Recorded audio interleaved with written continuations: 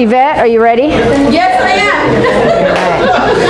Hi everyone, thank you for having us. We're from the Monterey Park Police Department. I just want to thank Christina for scheduling this meeting on emergency preparedness, but also, with the recent climate and political climate, but everything that you hear on the news, active shooter training. So today I have with me Corporal Lopez. She's going to go over active shooter, what you need to do in active shooter training, what you need to look out for, and how you can protect yourself. If you have any questions at any time, please feel free to let us know. Okay, all right, thank you. Hi, everybody. So, as she said, my name is Corporal Lopez. I've been with Monterey Park PD in about 2 weeks. It will be 26 years. Up until last year, was on our SWAT team. I was on our SWAT team for about 18 years, the only girl. And so I've been fortunate enough to get a lot of extra training in addition to the training that we just get, as regular officers. So today what I'm going to do is I'm going to go through this PowerPoint that I have. I apologize ahead of time. I just found out I was doing this like a short while ago. And this is a presentation that I normally do in about 2 hours. I have, other areas where I teach this. So I'm going to try to whip through this as quickly as possible. But as Tiffany said, if you have questions, until somebody kicks me out, I will stay for you as long as you need. I don't know if you guys are on a time frame here. Okay. And Tiffany already knows if I need to stop, just tell me to wrap it up. But I'm going to try to go through it as quickly as I need to. And then if it turns out, if you have a question, raise your hand. But if you want to hold it at the end and just jot it down, and then that way, if we need to finish, and you can either get with me after or you can hit me up later, because everybody knows how to get a hold of me. Okay. Let's see. Will you be my button pusher? Okay. Thank you. I'm going to skip through a couple of those slides because it won't really mean anything to you, or to them. So, okay, so you're in charge of that. Can you hang over here? Yes. Okay. So I know you guys are all familiar with what an active shooter is. We've all seen what's going on in the news. But what I like to remind people is that sometimes we have these sort of catastrophic or emergent type events. They don't always involve somebody with a gun. Sometimes they involve people with other types of weapons like knives or machetes, or it could be threatened explosive devices, or something you find left around that's possibly an explosive device. So I just want to draw that to your attention, that don't always expect that it's going to be a gun. Most of the time it is, but like what we have to do in our job is you always have to expect the unexpected, think outside the box, and we're giving you this kind of training so you can kind of think ahead of time and plan and prepare, okay? One other thing, and again, if you need a copy of this, I can get you a copy of this as well. Yes. If you want to go over and look at this later. One of the things we do talk about is other threats, which would be secondary devices and layoff factors. And it used to be that I just thought that was important to the officers, but it really is important to you guys too to know in case you are fleeing a location. So what we mean by secondary devices is there have been instances where some type of attack, some type of a threat, the most recent one I can think of was like to an abortion clinic, but oftentimes what they'll do is they'll have, or Columbine, they'll have other kinds of devices, explosive devices, outside the facility that they're attacking. And so they may come in and start shooting or doing whatever type of assault they're doing, and then they're anticipating that everyone's going to run out, and so then they sometimes will have other types of booby traps or explosive devices or possibly other suspects waiting outside to pick people off as they're trying to flee to what they think is safety. So I don't expect that you're maybe going to even necessarily think about that in the moment when you're trying to get from an unsafe spot to a safe spot, but just something to ponder. Again, if you take this away and think about it later, maybe you guys talk about it later, okay? And then layoff factors, sort of the same thing. Sometimes for Columbine, there was a plan initially for them to go in and do the assault on the interior of the school, and then have one of them, I believe, on the exterior of the school waiting to attack people as they came out.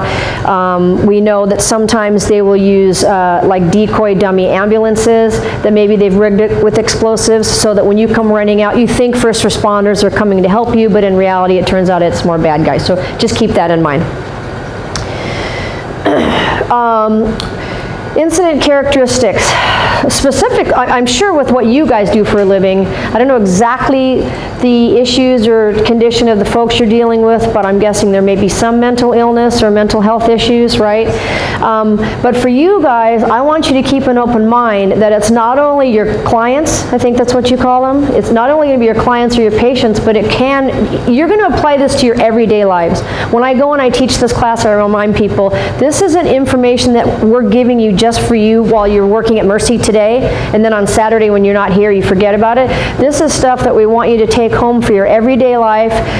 Talk about it with your family members over the dinner table. Talk about it with your friends over a nice cold beer. This is information we want you to pass along.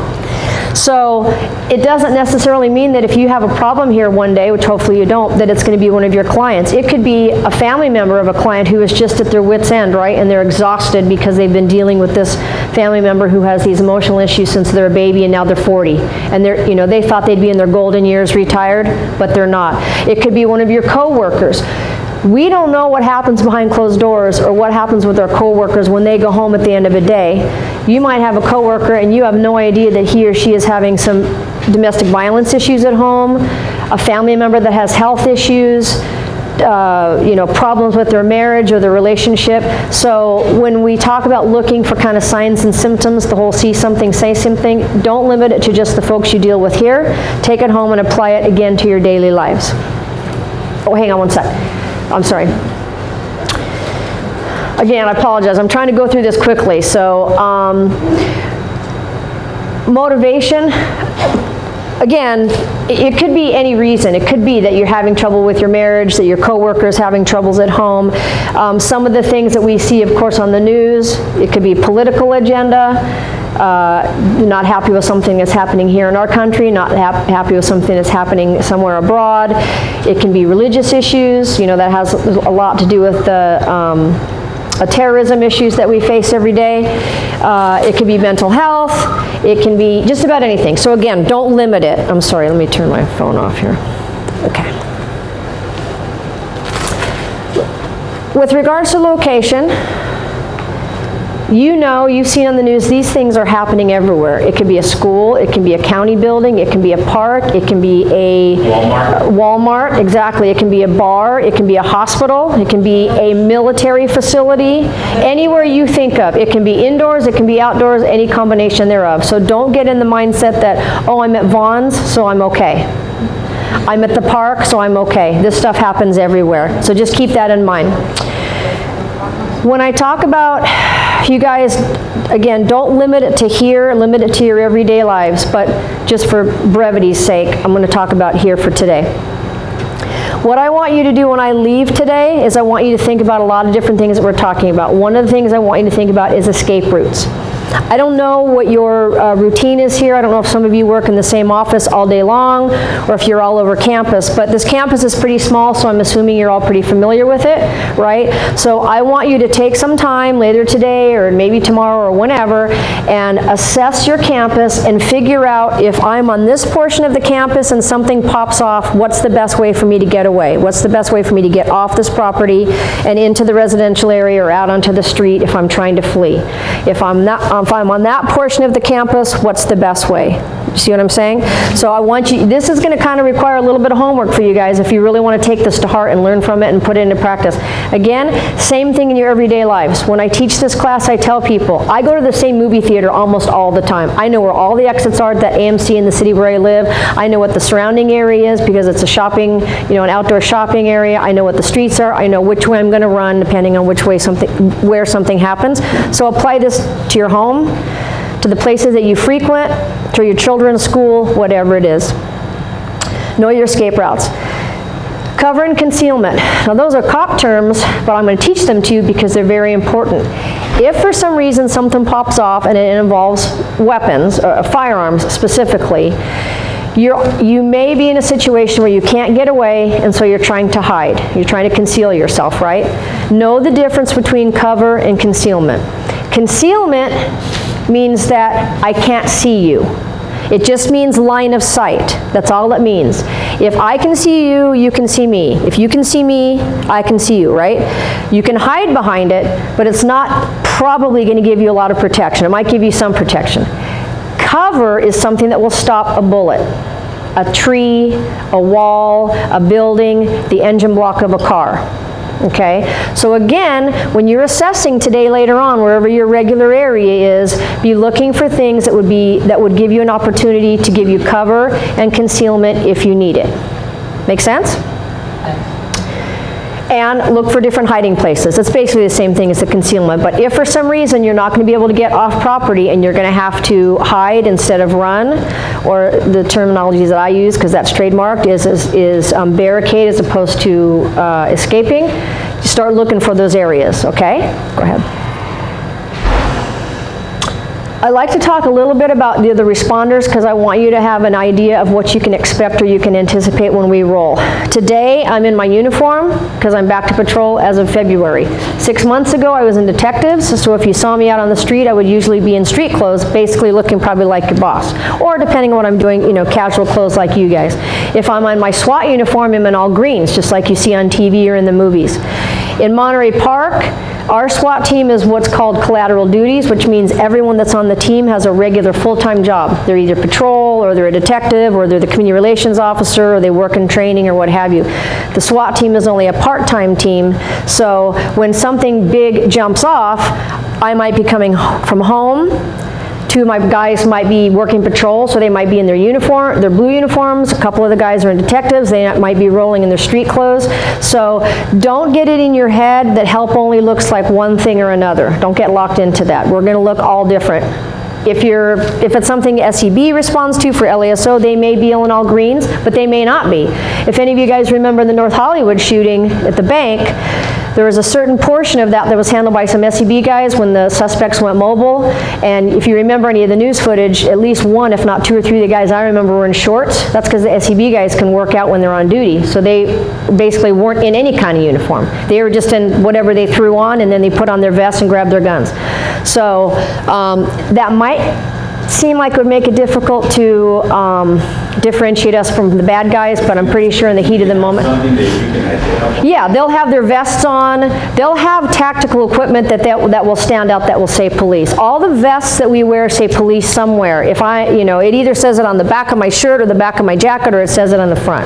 And the bad guys, at least not that I know of, typically aren't dressing up like cops. At least not at this point. They haven't thought of it. Badges, like, you know. You usually will be able to see a badge, but for example, if it's a detective and he's in slacks and a dress shirt and a tie, and he grabs his rifle, hopefully he also throws his vest on. If he has his vest on, it's going to have a badge, and it's going to say police on the back and probably police on the front. But if he doesn't have time to grab his vest for whatever reason, because it's happening right now, and I'll get to that, it may not look like it, but again, I'm pretty sure you'll know. I mean, you can kind of tell we're cops, right, when you see us in the grocery store or whatever, especially the guys with the buzz cut. So the other thing that's important is contact team versus rescue team, and that's really important. My mission, whether I'm patrol, SWAT team, whatever, when an active shooter incident kicks off, my mission is to stop the threat.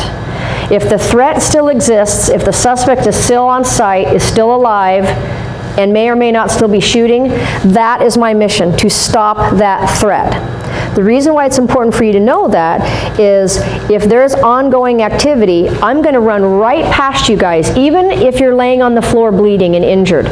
Because until we stop that person, he or she is still killing people or injuring or maiming people, right? So my first mission is to stop the threat. Once we do that, and we slow things down, we're still going to search the entire property to make sure there aren't any other suspects that we don't know about.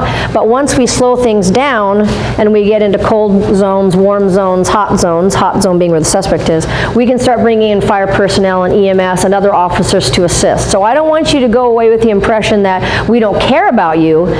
We are going to get help to you. If you're unconscious, you're not going to know. You may be conscious and you may see me step over you or walk around you. It's not because we're not going to get you help, but first we have to stop what's going on. So it's really important that you understand the difference between the contact team, which is me making contact with the bad guy, and the rescue team, which is the rest of the cavalry that's going to come in and help you guys. Okay? There's all kinds of emotions are going to go. I'm going to skip through a couple of these slides, but just keep this in mind.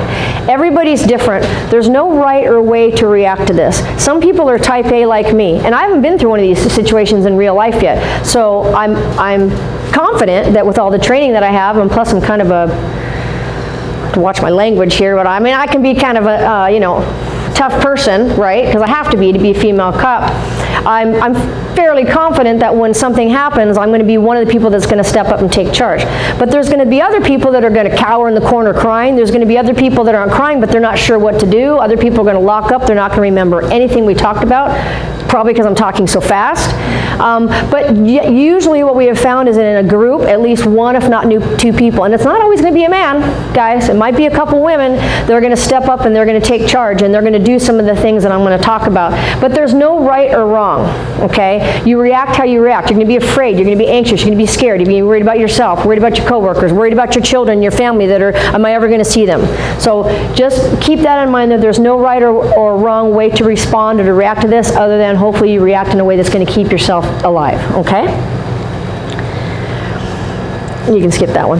Well, and I'll just tell you, that says when you hear hooves, think horses, not zebras. If you hear something that sounds like a gunshot, it probably is. You may not have heard one in real life, but we've all seen it on TV. And most of the time we can tell the difference between a backfire and a gun. But if you can't, that's right. If you think you hear a gunshot, it turns out that's not what it is. It's not a big deal. If we, you know, a couple units are going to roll first anyway to find out what's going on, see if there really is an emergency situation. But the reason I bring this up is don't talk yourself out of it. You see that these are happening every day, everywhere. So if you think something is happening, go with your gut. Don't try to talk yourself out of it. So if you hear hooves, think horses. Don't go, oh my gosh, that's not a horse. That's probably a zebra. If you hear gunshots, that's probably what it is. You can skip that one. Okay, so you can skip that one. I talked a little bit about the escape. I want you guys to do this homework later, not just here, but at home and at the places that you regularly visit.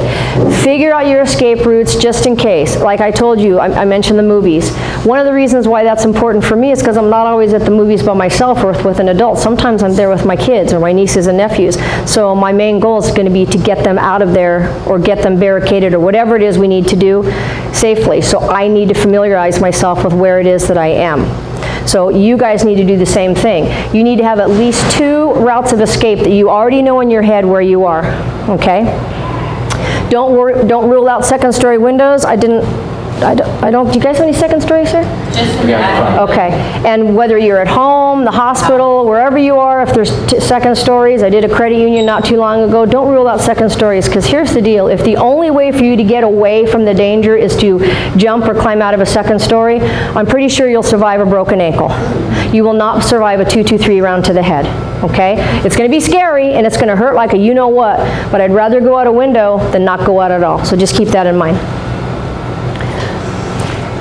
Again, everyone's going to react differently, but hopefully once you've had this training and you start to think about this and you go over scenarios in your head, you'll be able to react as quickly as possible. You want to try not to freeze up. Don't waste time debating options. Figure out what it is you need to do. Don't second guess yourself.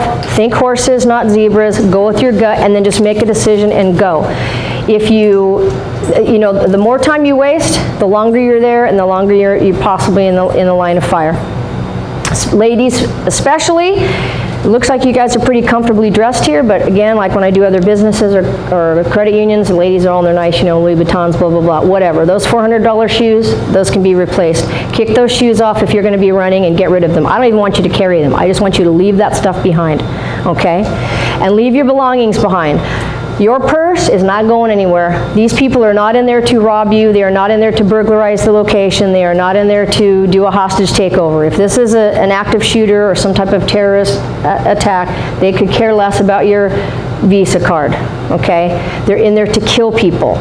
It's just like when you have to evacuate a plane in an emergency. Leave your belongings behind. If you have your phone or you can throw it in your pocket, you might want to do that so that later on you can communicate with your loved ones or possibly communicate with us if we're talking back and forth because you're barricaded. But other than that, your briefcases, your coat, your purses, your bags, leave all that nonsense behind. When this situation is over and it's calm and we've cordoned it off, we're going to go through and we're going to document where everything is found and we're going to recover your property to you anyway. So it's not going anywhere, okay? When you try to escape, if you do end up having to escape rather than barricade, pick the most direct route if possible. Don't be like it is on TV. You see them running like they're trying to dodge the bullets, okay? We have found that that is really not the most effective or safest way for you to get away. These guys typically are not super trained when it comes to, you know, target practice. They're pretty much going to go in and pray and spray, or they're going to come in and they're going to individually attack. At least that's what most of them are. And again, remember, I'm talking in generalities. So it doesn't mean there couldn't be an exception to the rule, but in general. So when you find the opportunity to run and you know where you're going because you've already planned your escape routes because you've heard me talk, pick the most direct route and run as fast as you can. If you can bring people with you, great. But if you've got somebody that locks up and will not move, and I'm sorry, this may sound heartless, but the bottom line is I know every one of you have family to get home to, right? And so if she's screaming and crying, Yvette, and you can't get her to get up off the floor, and you're trying and you're saying, come on, let's go, and she's not going to go, then you got to go. Okay? You got to take care of yourself because you got a family to get home to. And we're going to talk about if you have an opportunity to grab a weapon, especially if you end up having to barricade, if you have an opportunity to grab it, but if you don't, just get to where it is you're going, whether it's you're running off the property or you're running to hide. Okay? Anybody have any questions so far? Again, I'm sorry, I'm going really quickly. So when you're escaping, you're looking for avenues of escape, I don't think you're really going to have the presence of mind or the opportunity to look for booby traps, but I would just say look where you're going, look for anything that's unsafe, even if it's just something you're going to trip over. But if you see something that looks unusual or out of place that you know isn't normally at your facility, because you're here every day, just avoid it, okay? When you come out, it talks about safe flight. Once you've gotten off the property and you know there's going to be, the entire cavalry is going to be outside on Chandler waiting, right? We don't know what's happening in here until we have an opportunity to grab 1 or 2 or 3 or 5 of you to get some intel from you. We don't know where the suspects are, how many suspects there are. Are they male? Are they female? Are they young? Are they old? Are they black? Are they white? Are they Chinese, right? So when you guys are all running out in the sea of chaos, we don't know if any of the bad guys have secreted themselves amongst you. So when you come out, you need to come out with your hands up. That's another reason why I want you to leave your property behind. If you have a phone, it should be okay as long as it doesn't look like a gun. We want you to come up with your hands up. Don't come up and try to ask us a lot of questions. If we're directing you in a specific direction, go that direction. That's because we know that's a safe avenue of escape for you. We may pull you over and say, hey, how many of them were there? What did they look like? What are they wearing? How old are they? Male? Are they female? Are they Chinese? Are they black? Whatever. But if we're not asking you that for specifically and we're telling you to go somewhere, just do that. We may, the other reason we want you to have your hands up is so we can see, not only you don't have any things in your hand, but normally we can see your waistband when you're doing that. An officer may tell you to turn around as you're going by so they can just make sure that you don't have anything on you. Again, just follow their instructions. Okay, so let's say something like this is kicked off and it either happened too close to where you are or it's too fast to where you are and you don't have a chance or an opportunity to escape. Then the next best option is going to be to barricade yourself, right? This is another opportunity today, from this point forward, for you to assess your work areas and find out where's the best place for you to barricade yourself, okay? You know your property better than I do. You know your classroom or your office. If there's a restroom that you can get into, like I was asking, I'm sorry, I forgot your name. Christina. These classrooms, do they lock from the inside or the outside? So if there's a classroom that you know you can get to that locks from the inside, or a bathroom or an office, typically that's where you want to try to get, right? Somewhere where you can try to hide and wait it out. Once you get in there, you want to start, if you can, barricading that door or that avenue of ingress with everything you possibly can. If you're in a classroom, there's going to be desks and chairs, maybe a bigger desk for the teacher or, you know, the instructor. If you're in an office, there's going to be desks and chairs and file cabinets, bookcases, whatever it is that you can use to barricade that door, that's what you want to do. You want to start moving stuff up to make it harder for someone who comes along and tries that door.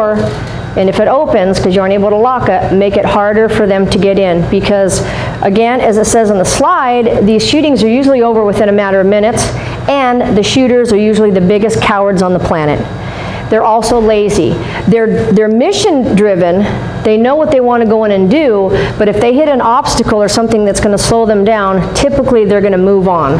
They're not going to stand there and fight with the door that they can't get into, because now they know at this point the police are probably on their way, so they're going to move to the next door where they have an easy way in. So barricade it up as best you can, and as quickly as you can. There's some other things that you can do, as you see it, as it says on the slide. If you can, yes, sir. So I see the slide, so the guy's like hiding from under the table. So we need to do the same thing, like find a place to hide. If you can. Again, I don't want to ever give you like a hard and fast, and hopefully you will have assessed your area. But let's just say in a perfect world, you retreat, you escape into an office or a room that you're able to lock from the inside, you're able to barricade a bunch of tables and whatnot, whatever it is that you can put. The heavier the better, right? The heavier the better, but even if it's just something that's going to stop them, and then you still have an opportunity to then go into the back room or the back bathroom, or get under a desk to hide. Maybe that room doesn't have windows, but maybe it does, and he's looking in the windows and he can't get in the door, so now he's looking in the windows. So if you can... We talked about earlier though, like me and my other staff, like, you know, because we have big windows, so I guess the best part is to do is just hide, so when every time the shooter will try to look in the window, it's empty. Yes. No, so if you can barricade the door, barricade it, and then hide wherever you can. Exactly. And the deeper you can get into the room, the better. Again, remember line of sight. If you can see him, he can see you. This is sort of off the trail here, but like for a sniper, or when I'm searching a house, or you know, when I'm sitting on a house looking for suspects inside, oftentimes we set ourselves back off of a window looking into the location, or looking out of a location, because we're setting back where you can't see us because we're in the shadows. Maybe it's because of the sunlight or whatnot. So anything you can do to barricade, slow them down, and hide yourself, yes. Yes, sir. Oh, sorry. Yeah, did that answer your question? Yes. Okay. If you can, if you have time, because maybe you guys are here, but whatever's happening is in the furthest east portion of the campus, and people are relatively calm, try to split up the tasks. You, call 911. You three, start barricading the door. You, start looking for things we can use for weapons. Whatever the tasks are that you guys decide to, you know, try to divvy them up so that it's not all falling on one person. You may have another person, you, take care of this person that, I don't know, sprained her ankle while you guys were running, or somebody who's just so emotionally distraught, somebody needs to get them to be quiet. Because we're going to talk about turning off the lights, making yourself as small as possible, and making yourself as quiet as possible. And that's another reason why we don't want you carrying a lot of items. In my police duties, especially as a SWAT officer, one thing we talk about is sound discipline. And that means when we go in, if we're going in quietly to do a search warrant or a stealth search, you're trying to be cognizant of everything that's on you, so you're not crashing up against the walls, hitting something that sets somebody's radio off, jingling metal on metal. So you're going to try to make yourself as small as possible and as quiet as possible, okay? And lock the doors, we talked about that. Okay, so you're going to try to call 911. I'm sure you guys know, obviously, if you call 911 from the landline, you're going to get Monterey Park PD right away. With the cell phone, I keep hearing different things, but I think you'll still get Monterey Park. It used to be that you would automatically get chippies. I don't think that's the case anymore. But if it turns out that you don't get Monterey Park, whoever's on the phone needs to be calm, take a deep breath, because if you're screaming and crying, the dispatcher cannot understand you, and that's going to be a delay for us getting to you. Tell them who you are, where you are, and what is happening. And they're going to probably ask you some more questions. If you can't get 911, there's some other things you can do to get us to respond. Pull the emergency, the fire alarms, or set off the sprinklers, something that's going to alert fire, because the dispatchers, they all work together, so they're going to get some kind of an activation to know that there's some kind of an emergency, and you're going to get emergency services rolling. And then we'll be trying to get more information as we go. Okay, go ahead. All right, so we talked about barricade. I talked to you guys about the difference between cover and concealment. Try to find something that's going to stop a bullet. Drywall doesn't stop a bullet. Now, I'm not saying, if that's the best you can do is get on the other side of that kitchen wall or whatever that is, at least that's going to slow something down. And again, I don't know if you're going to have the presence of mind or the time to think about it. I mean, you're probably just going to try to get behind something. But if you have a choice between a drywall and a cinder block wall, take the cinder block wall, okay? Okay, so we talked about that. This part, I really cannot stress enough, and for some of you it's going to be really hard, especially if you're not a type A personality like me. I want you to, when you are assessing your office, your desk, your living room, your car, your home, the places that you frequent, look and see, what could I use as a weapon if someone was attacking me? And it doesn't just have to be an active shooter, it could be a domestic violence incident. You could clock somebody right in the melon with a stapler, right? Or with a phone, or with a broom, or with a chair that you can pick up and throw. So assess your area and find anything that you can use. And it could be something more dramatic as that. You know, you got a kitchen right here, so you may have knives and stuff, okay? So if you have the opportunity to arm yourself, now this is going to be the choice of last resort. But the reason why it's important is because if everything else fails and this guy gets to you, you got to fight. You got to fight for your life. Because there ain't nobody there that's going to fight for you but you guys. And you, yes, sir? But you're saying that, what if you ended up killing the guy? That's okay. That does not, that's self-defense. No, that's self-defense. No, you're going to be a hero and probably get a medal and be on the news. No. And again, not everyone's going to react the same way, but think about, for example, the 9/11 plane that went down in Pennsylvania. Think of all the people on that plane. A bunch of them got up together and said, we're rushing that cockpit, right? So if you get some guy that somehow makes it through everything else you've barricaded and he's made it in the door, you got no other choice, right? I mean, you're either going to die or you're going to fight. And for me, if I'm going to die, I'm going to go down fighting. So whether it's all of you or 6 of you, whatever you have, if all of you picked up the chairs and started throwing them at that guy, he might spray if he has an automatic weapon. He might turn around and run like the big baby he is. But wouldn't you rather fight for your life than just stand there and take a bullet, you know? Or you can't plead with the guy, there's no reasoning with him, he doesn't care that you have children. In fact, that makes it better for him.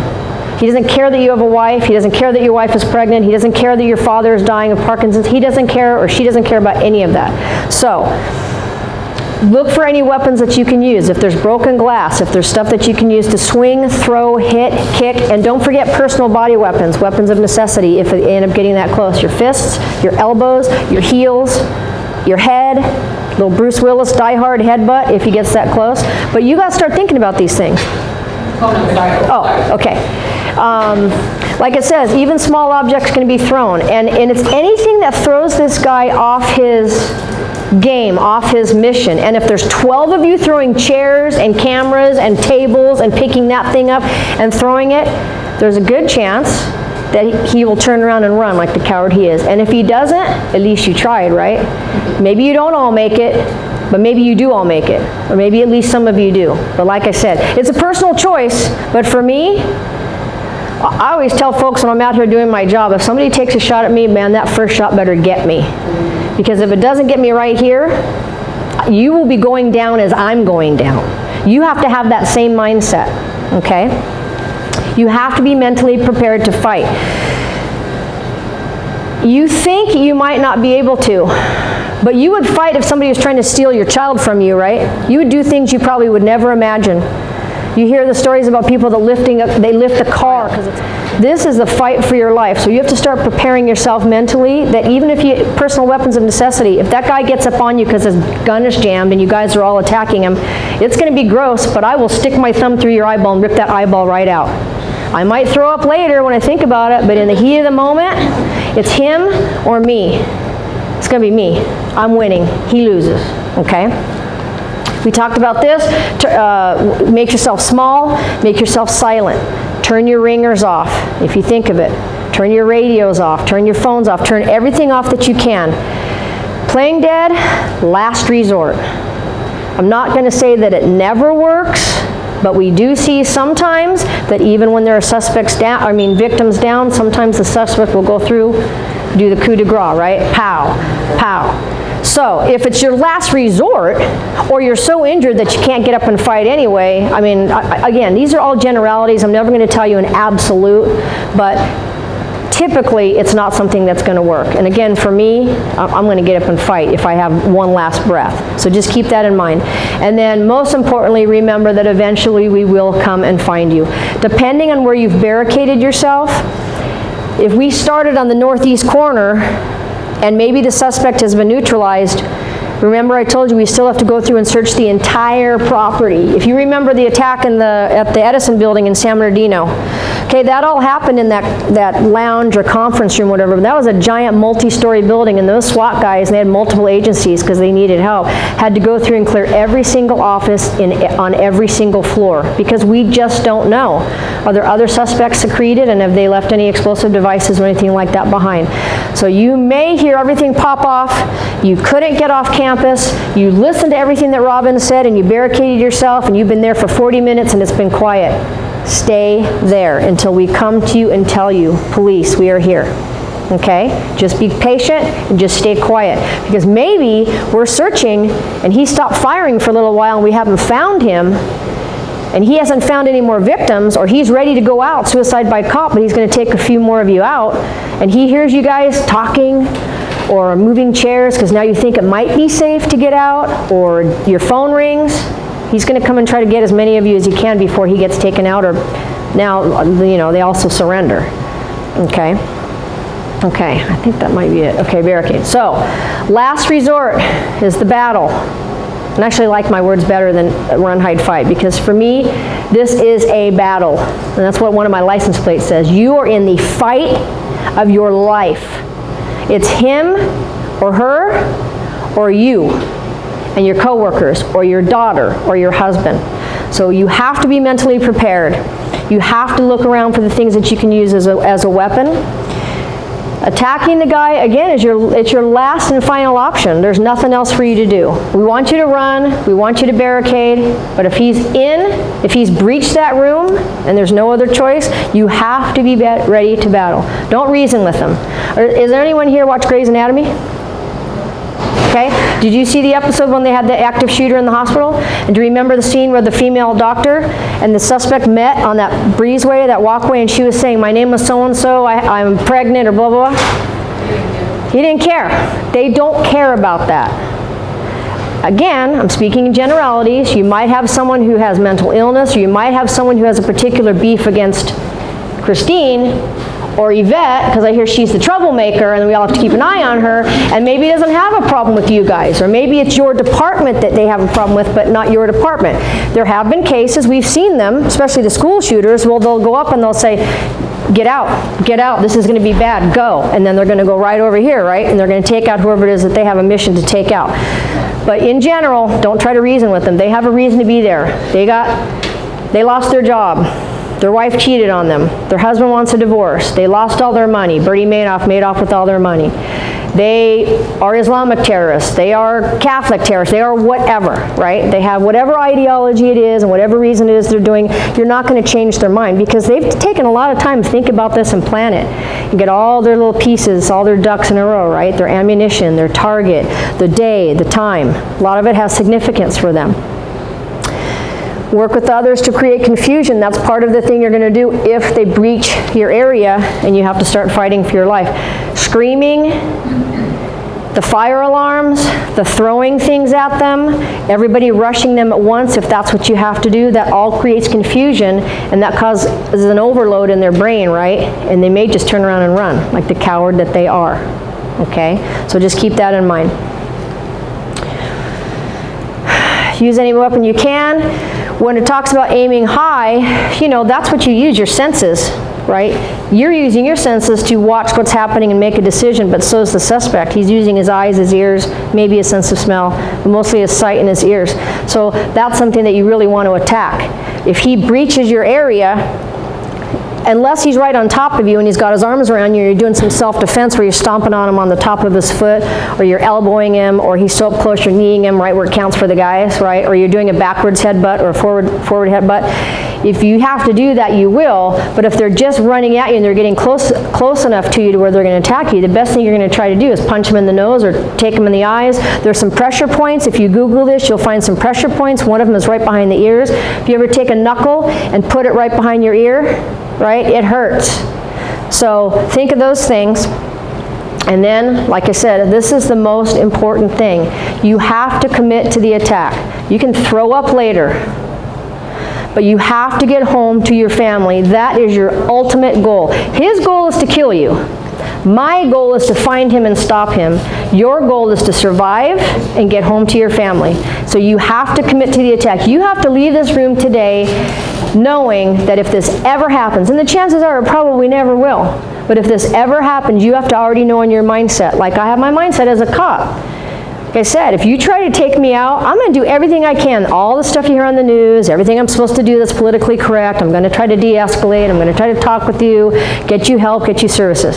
But somebody that points a gun at me, I can't de-escalate that. I can't get you services. I can't get you to talk to your mom, right? You have to commit to the attack just like I have to commit to, if I have to go home at the end of my shift to my family. You have to have the mindset, you are going to battle until you win. Okay? All right, so we talked about this. Don't leave your hiding spot until we come and tell you, and if you're not certain it's us, they're going to tell you.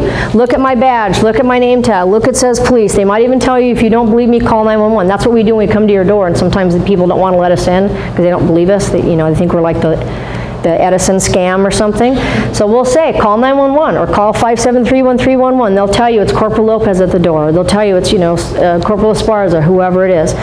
But don't come out, don't leave your hiding spot, even if it gets quiet, until we come and tell you it's okay for you to do that.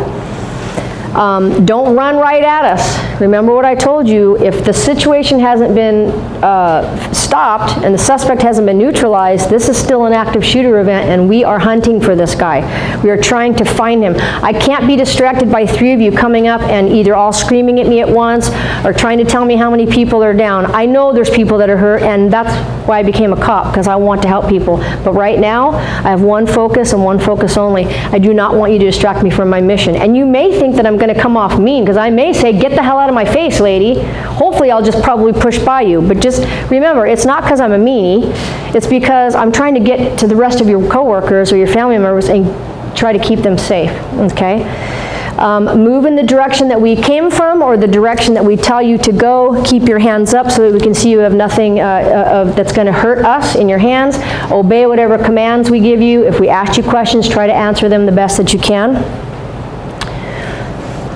And then this is the stuff, this is basically see something, say something, right? You know if one of your coworkers, you know their disposition generally, and you know if one of your coworkers or one of your family friends, whatever, suddenly you see a stark change in their personality, their disposition, their medical or their mental or physical appearance, just like when you're looking to see if your kids are using drugs or whatever, look for the cues. I mean, this is what you guys do for a living, right? So you probably know when you see some people that look like maybe they're in mental health crisis, they're having some other issues. So just remember that. If you see something, report it. My job is to come and check things out that you call me about. You are not bothering me.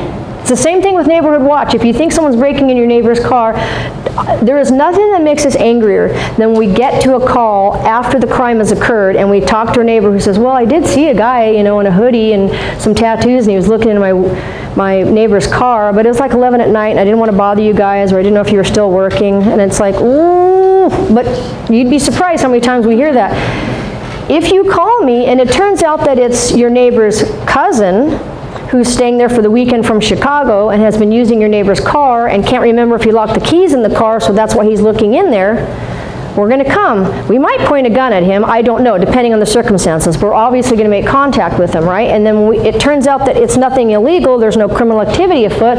We're going to explain to him why we're there, we're going to dust him off and send him on his way. You're not bothering us, that's our job. The same is true with this type of event. If you see something that you think, I'm sure you all heard on the news last week, they stopped 3 different shootings because people called in or reported whatever, their family members, online, emails, whatever it was. That's what we're here for, okay? Be in the right frame of mind. It's them or you. That's how I start my shift every day. It's the crook or it's me. I'm going home to my family. I don't know about you guys. You have to be in the right frame of mind. And then just be prepared for whatever it is. Pay attention to your surroundings. It's the exact same thing that I tell people when we do neighborhood watch things. Pay attention to your surroundings. If you see something that looks out of place, report it. If it turns out to be nothing, no harm, no foul, right? But you'd feel really bad if it turned out to be something and you didn't say, you know, I saw a guy walking up Chandler and he had a big green canvas duffel bag the length of some rifles. He looked really angry. He was profusely sweating. He was talking to himself. I didn't want to call you guys and bother you. And then about 10 minutes later, you start hearing gunshots ringing out 3 houses down, right? So don't be afraid to call us. That's what we're here for. I think that's pretty much it, yeah. So I don't know if you guys know about the Nixle. Monterey Park is like many of the other cities that have the Nixle system. She can tell you guys about that. That's a system where you kind of get warnings if you subscribe, not subscribe to it, but because you don't pay. You subscribe, you sign up your email address. Yeah, but it doesn't cost you money. So when I say subscribe, I don't mean that. But you like sign up for it, you'll get warnings and information. Hey, there's whatever going on at this location. She'll explain that to you. If you guys are really technologically savvy with your phones, you know how you can set the SOS thing. It's also a good idea to have an ICE number in your contacts, which is in case of emergency, so that if some reason you do go down and we get to you and you are unconscious, if your phone's not locked, you know, most of us know that. We might try to check your phone, or the medical personnel might try to check your phone to see if they can find someone to notify.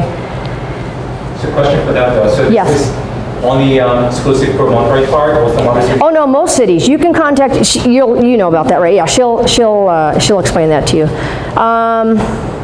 Okay, so real quickly, because I see I'm getting close and I know Tiffany still needs to talk to you. So I just tell people when I do this presentation, go home and talk to your families about this. You guys talk this together, and then have an emergency plan. A family emergency plan for the people you spend your life with, a co-worker's emergency plan where you talk about things. Well, what if this happens? Where are we going to go? What if that happens? Who are we going to call? If we get separated, kind of like an emergency, like an earthquake, who are we going to call? Designate somebody, if it's a huge disaster, I don't know if Tiffany hits on this, but let's say it's like the ginormous 9.1 earthquake that we're expecting. A lot of times the phone services are not going to be working, but maybe you might get some service, or someone might. You might have a relative in Arizona. Instead of everybody jamming up the cell and calling one another, eventually you check in with somebody else, right? Or you have a point of contact, or a point where everyone's going to rally. If I'm okay, I will meet you guys at the In-N-Out at X, Y, and Z. And then once everybody gets there, we figure out who you're missing, and you go from there. Okay, now here's the thing. This one I want you guys to write down, or if I give you guys a copy of this. This site, and normally I start my presentation off by showing this video, but I didn't know if you had Wi-Fi in here, plus I knew I was limited to time. This is a fantastic video. They give us permission when we go to active shooter training to use this video and pass it along because they want it to get hits. They want people to see it. This www.activeshooter.lasd.org. This is a really fantastic production because the LASO is so big, and LAPD, they have like their own video production units. So like you could be a patrol, you could be a detective, you could be in the video production unit. And they have actors, and they basically, it's basically like watching a TV show, and they do a whole active shooter scenario. And it touches upon a lot of the stuff that I've gone over with you today. And like I said, normally I started out with that. One, because it's kind of a punch in the face and it wakes everybody up, but it also gives you a point of reference when I start going over all this other boring stuff that's on the screen. So I cannot urge you enough, either when I leave, if you want to pull it up, or write it down and you guys go home and look at it, or look at it on your laptops or whatnot. But take a look at it. It only lasts about 10 minutes, and it's fantastic. And there's a bunch of other ones online too. If you Google, you can find a bunch of other ones, but this LASD one is fantastic. I think that's it. I think we're at the end. Yeah.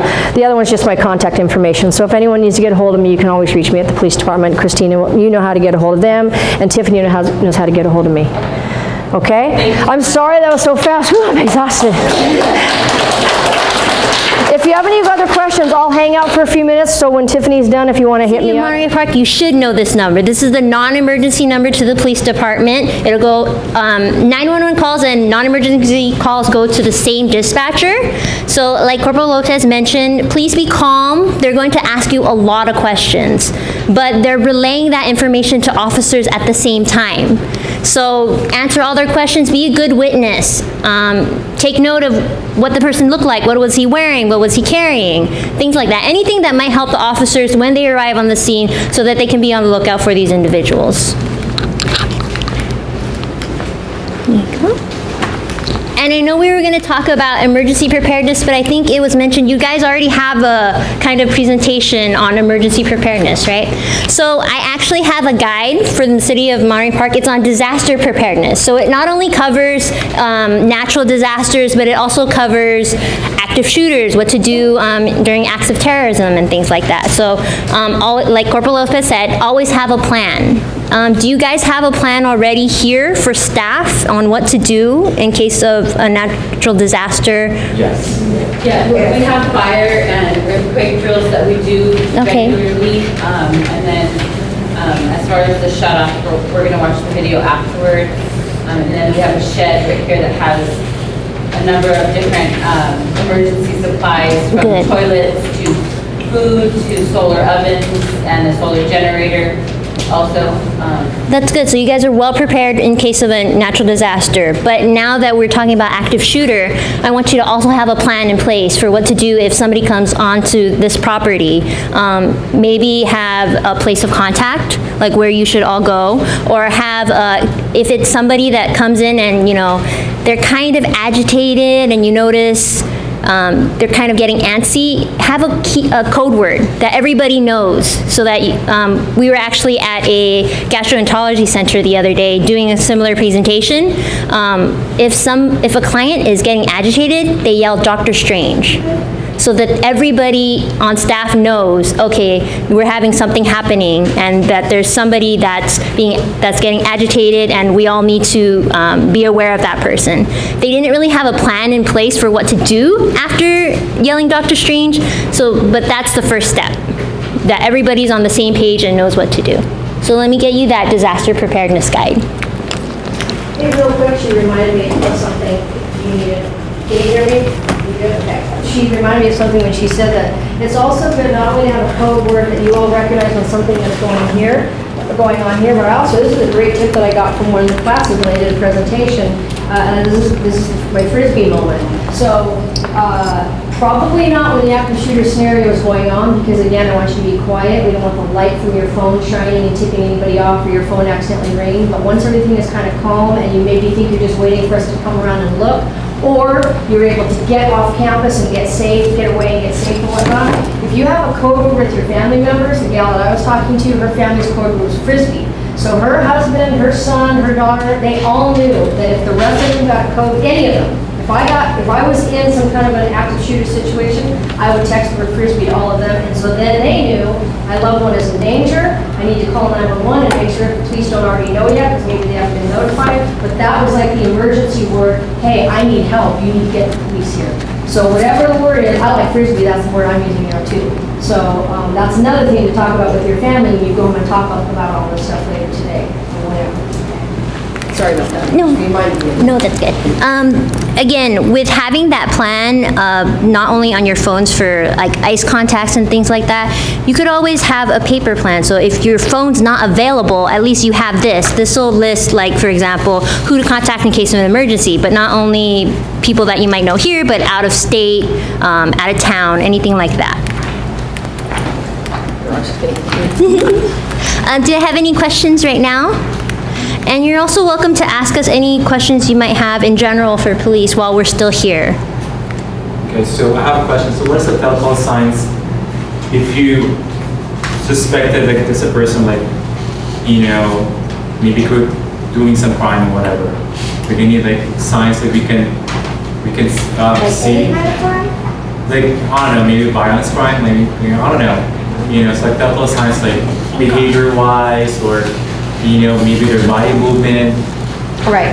Well, that's kind of a general question, but I'll tell you a little bit about what I know, and then you can chime in, because they do the neighborhood watch stuff. So for example, one of the things that we learn when we're dealing with someone, we're trying to assess them about whether or not they're possibly getting ready to attack us. A lot of times, you know, stuff happens really quickly. So sometimes we might pull over a car, and that guy knows right away that as soon as he stops his car, he's going to kick the door open, he's going to come running at us, right?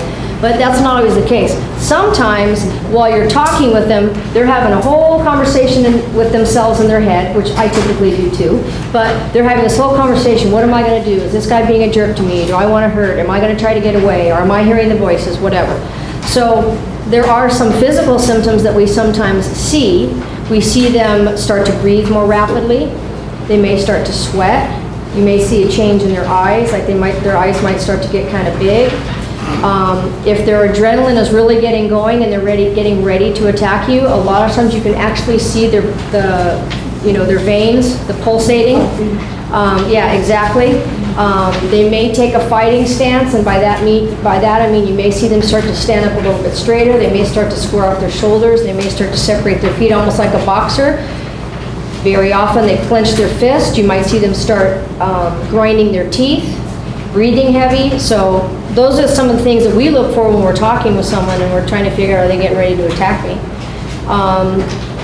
Watching what they're doing with their hands. This is like a lot of like police 101, but it applies to you guys too. What are they doing with their hands? Are their hands where they can see them, or do they keep, looking around and putting their hands in their jacket pocket? Are they wearing baggy clothing? Does it look like they could have some kind of a weapon secreted in there?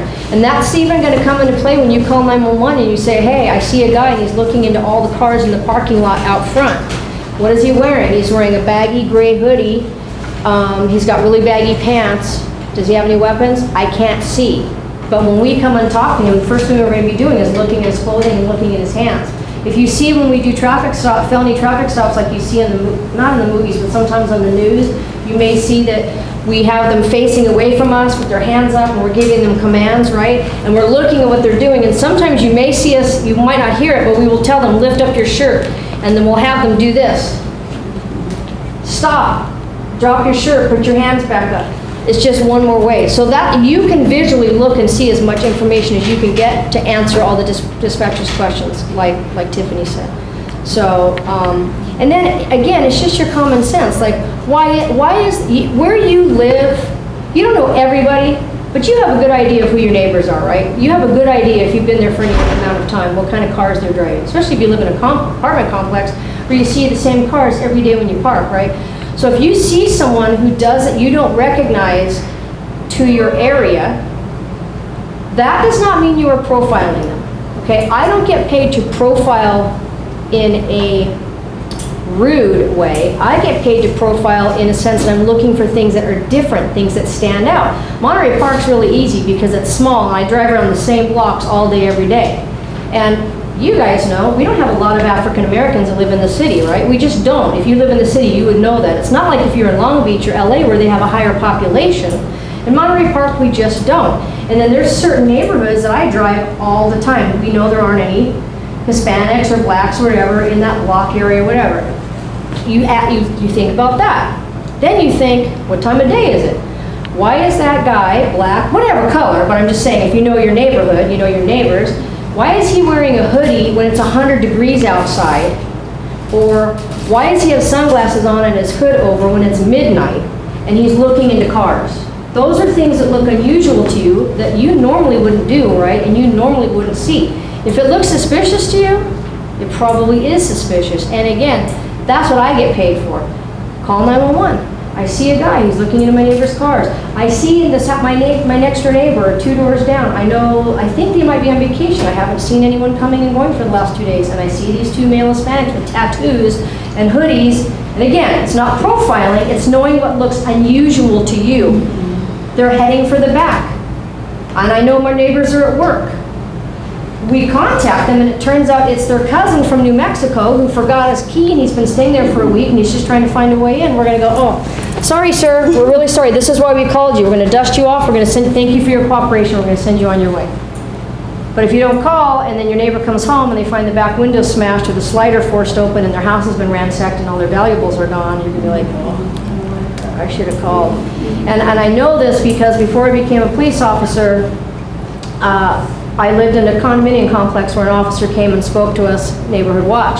And he told us a story, this was in West Covina where I used to live, about a residential area where the neighbors, like on both sides of the house, said, you know, we saw this U-Haul truck pull in the driveway and we watched these 3 guys moving all the furniture out.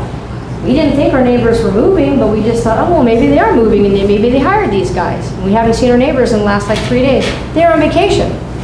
And some guys came in and literally cleaned out the house. And if just one of those people would have picked up the phone, we would have had some crooks in custody, right? So really, it's just looking for something that stands out, something that looks unusual to you or out of the ordinary. And if it turns out you're wrong, Let me take the heat for it. Let him yell at me because I stopped at him because he was white or black or Hispanic or Asian. Let him yell at me because I am harassing him or I made an assumption. That's what I get paid for.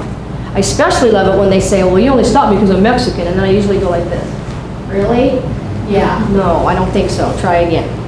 But just something that looks different, something that stands out. Does that answer your question? Yes. Sorry. No, that's okay. On that note, Maury Park actually has a free program that's called Vacation House Check.